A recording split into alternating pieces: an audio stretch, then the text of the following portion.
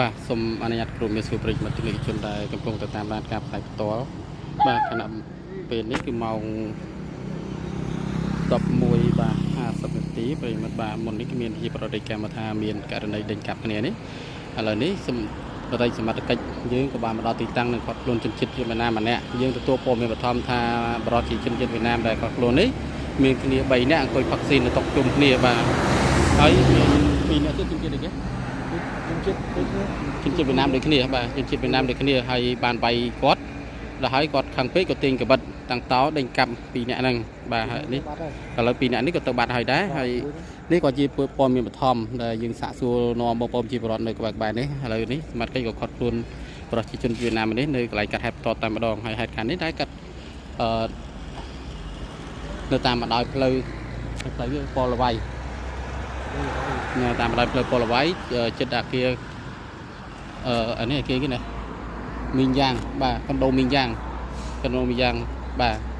នៅថ្ងៃទី13ខែមីនាឆ្នាំ2025បាទនៅក្បែរ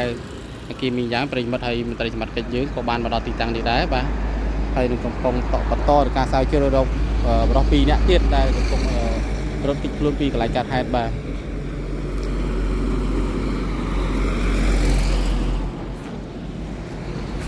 បាទហើយខ្ញុំក៏សូមកកាត់សរសើរចំពោះមន្ត្រីសមត្ថកិច្ចយើងក៏បានមានរឿងហេតុការណ៍ផ្សេងៗគឺលោកចុះមកដល់ទីតាំងភ្លាមបាទតាន់ពេលវេលាហ្មងបាទគោលដើម្បីសុខសុវត្ថិភាពរបស់បងប្អូនជាបរិវត្តមិនឲ្យមានភាពចរាចរណ៍បាទអនាធិបតេយ្យដូចតែផឹកស៊ីមានកបិតអីដេញកាប់អីចឹងបាទ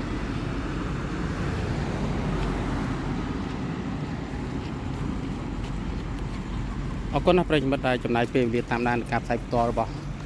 បាទអង្គភាព SNTV Breaking News បាទឥឡូវយើងឃើញថាមន្ត្រីប៉ុស្តិ៍បាទនគរបាលសង្កាត់លេខ4យើងក៏បានមកដល់ដែរបាទហើយវត្ថុតាំងដែលយកបាននោះគឺមានកបិតតោមួយបាទហើយដូចយើងបានដាក់លេងចូលបងប្អូនអាចយើងចូលទៅមើលបានរូបភាពផ្សេងៗបាទ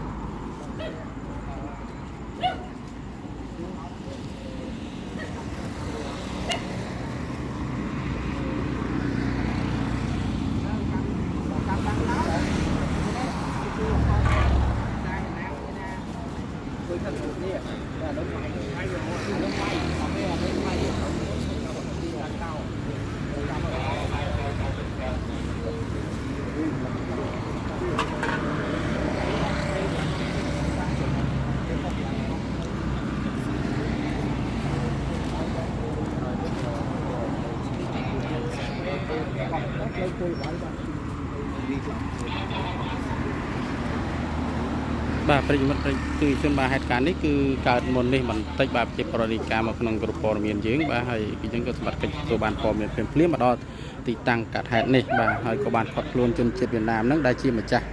កន្លែងបើកហាងផឹកស៊ីនេះបាទហើយមានមិត្តភក្តិគាត់2នាក់ទៀតអង្គុយផឹកស៊ីជាមួយគ្នាហ្នឹងបាទហើយយើងមិនដឹងថាមានទំនាស់ពាក្យពេចន៍អ្វីទេបាទបានវាយគាត់ហើយក៏គាត់ខឹងយកទាញគាត់តាំងតោហ្នឹងដេញកាប់2នាក់ហ្នឹងនេះតាមប្រភពព័ត៌មានដែលយើងទទួលបានពីបាទបងប្អូនជីវរដ្ឋនៅជិតខាងនេះបាទប្រិយមិត្តបាទហើយហេតុការណ៍នេះដែរកើតឡើងនៅតាមបណ្ដោយផ្លូវប៉ឡាយបាទជាប់នឹងខុនដូមីងយ៉ាងបាទស្ថិតនៅក្នុងសង្កាត់លេខ4ក្រុងនៅខេត្តបរសេនុហើយមកទល់មកនេះដែរយើងឃើញថាមានវត្តមានសមត្ថកិច្ចបាទសង្កាត់លេខ4ក៏ដូចជាមានវត្តមានសមត្ថកិច្ចនគរបាលក្នុងការឋានខេត្តបរសេនុយើងក៏បានដល់ទីតាំងដែរបាទហើយនឹងរៀបចំយកវត្ថុតាងក៏ដូចជាខាត់ខ្លួនបរិសុទ្ធម្នាក់តែជាម្ចាស់ហាងនេះនៅកន្លែងកាត់ហេតុហ្នឹងដើម្បីយកទៅសួរនាំបន្ថែមនៅបាទការិយាល័យបាទដើម្បីបន្តទេវវិធីហើយកម្លាំងសមត្ថកិច្ចយើងក៏បានកំពុងតែបាទស្រាវជ្រាវបរិសុទ្ធ2នាក់ទៀតដែលរត់គេចខ្លួនពីកន្លែងកាត់ហេតុនេះតតែម្ដងបាទប្រិយមិត្តអរគុណណាស់ប្រិយមិត្តដែលមាន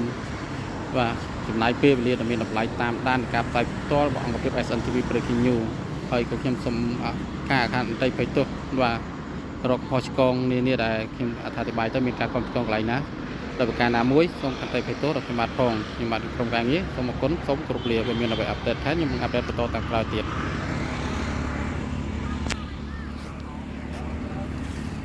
ខ្លីបាទប៉ាត់មក